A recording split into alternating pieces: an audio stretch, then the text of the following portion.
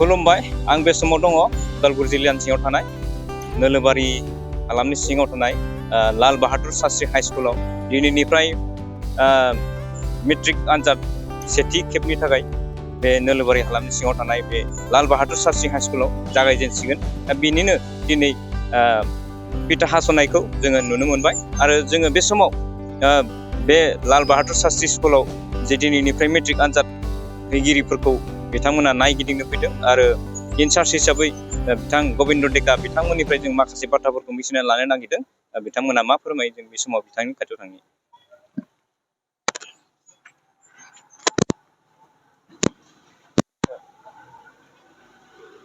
আজি নতুনকে Lal Bahadur Shastri high school higher secondary কৰাৰ পিছত আজি মেট্ৰিক ফাৰ্ষ্ট টাইম দিবলৈ গৈ আছে আপুনি কি ক'ব হয় প্ৰথমতে মই সকলোকে নমস্কাৰ জনাইছোঁ আৰু তাৰপিছতে এই অঞ্চলৰ যি অকল সচেতন ব্যক্তি আছিলে বিভিন্ন সংগঠন তেওঁলোকৰ এটা মানে প্ৰচেষ্টাত আজি এই আমাৰ লাল বাহাদুৰ শাস্ত্ৰী হায়াৰ ছেকেণ্ডাৰীত প্ৰথমবাৰৰ কাৰণে 2026 চনৰ HLC ফাইনেল এক্সামিনেশ্যন চেণ্টাৰ আমি পাইছোঁ আৰু আমি এই চেণ্টাৰত আমি তিনিখন ফিডাৰ স্কুল বুলি কয় ফিডাৰ স্কুল আমি বান্দৰগুৰি হাই স্কুল আৰু বিহুৰাম বড়ো আৰু লগতে লাল বাহাদুৰ তিনিখন মিলাই আমি চেণ্টাৰটো আমি গঠন কৰিছোঁ আৰু মই প্ৰথমবাৰৰ কাৰণে এই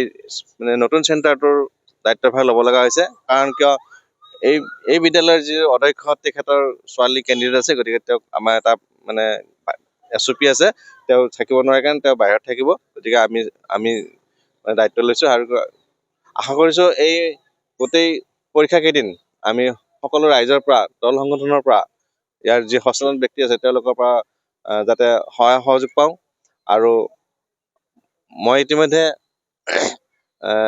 পৰীক্ষাৰ কাৰণে যিখিনি যাৱতীয় ব্যৱস্থা লাগে সম্পূৰ্ণ প্ৰস্তুতি সম্পূৰ্ণ কৰিছোঁ আৰু পৰীক্ষা ইতিমধ্যে আৰম্ভ হ'ব আৰু কিছু সময়ৰ পিছতে গতিকে আশা কৰিছোঁ পৰীক্ষাটো সুকলমে পাৰ কৰি ল'ম মই নিজে এটা কনফিডেঞ্চ আছোঁ যে মই পাৰিম বা মোৰ সহযোগী যিবিলাক এটা টিম ৱৰ্ক বনাই লৈছোঁ মই ধুনীয়াকৈ পৰীক্ষাটো চলাই দিম গতিকে মোৰ সদ্যহতে ক'ব লগা এইখিনিয়ে গতিকে সকলোৰে পৰা মই সহায় সহযোগ বিচাৰিছোঁ ধন্যবাদ মুঠ আমাৰ এই চেণ্টাৰটোত আছে এইবাৰ প্ৰথমবাৰৰ কাৰণে 201 অৰ্থাৎ 201 কেণ্ডিডেট আৰু ইয়াৰে মেল হ'ব 72 আৰু ফিমেল 129 গতিকে ফিমেল বেছি আছে আৰু আমাৰ ফিডাৰ স্কুল কৈছোঁ মই বিহুৰাম বড়ো আৰু বান্দৰগুৰি স্কুলৰ পৰা আৰু এইখন মানে বেছ স্কুল এইখন স্কুলৰ আমি তিনিখন স্কুল লগ হৈ এই চেণ্টাৰটো গঠন কৰিছোঁ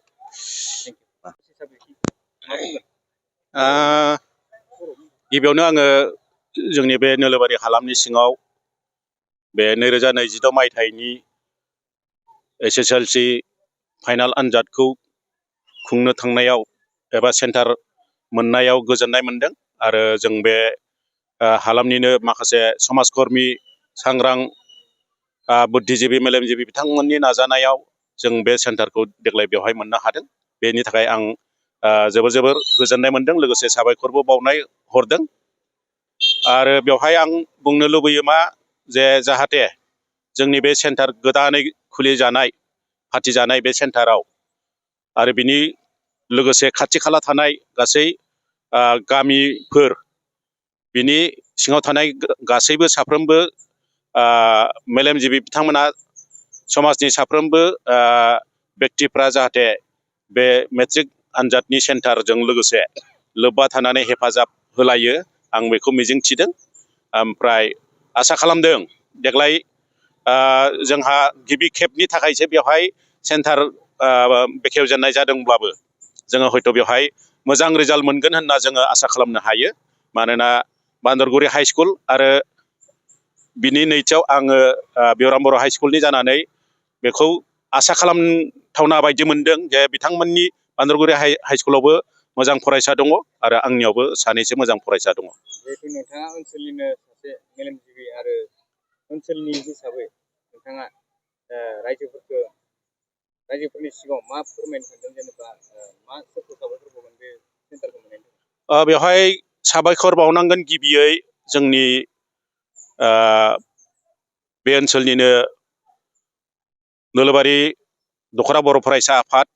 लोगोसे गिबियै साबायखर बावनांगोन नोलोबारि गुदि बर' थुनलाइ आफाद बिनिनो कर्मि कर्ताफोरखौ लानानै जोङो बे सेन्टारनि गोदानै गायसननायनि हाबाफारिफोरखौ जागायजेननाय जादों आरो जोबजासिम जों बेखौ मावफुंनायबो जादों थिग बेबायदियैनो जाहाथे ओनसोलनि सोलोंथायारि जौगानायनि थाखाय बे ओनसोलनि साफ्रोमबो बुद्धिजिबि मेलेमजिबि आरो गोरोंसाफोरा जाहाथे बे सोलोंथाइ अनुष्ठाननि लोगोआव थाफानानै बे सेन्टारनि लोगोआव थाफानानै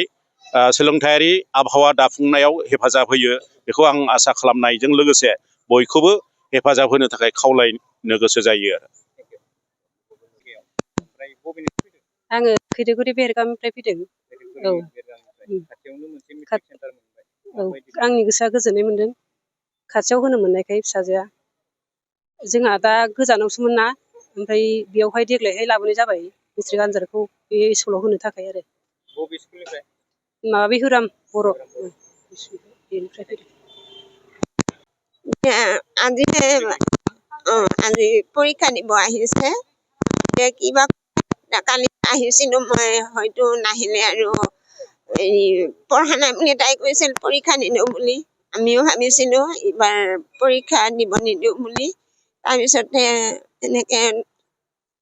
খবৰটো দিওঁ ছাৰ বাইদেউহঁতক খবৰটো দি থৈ আহোঁ বুলি পেলাই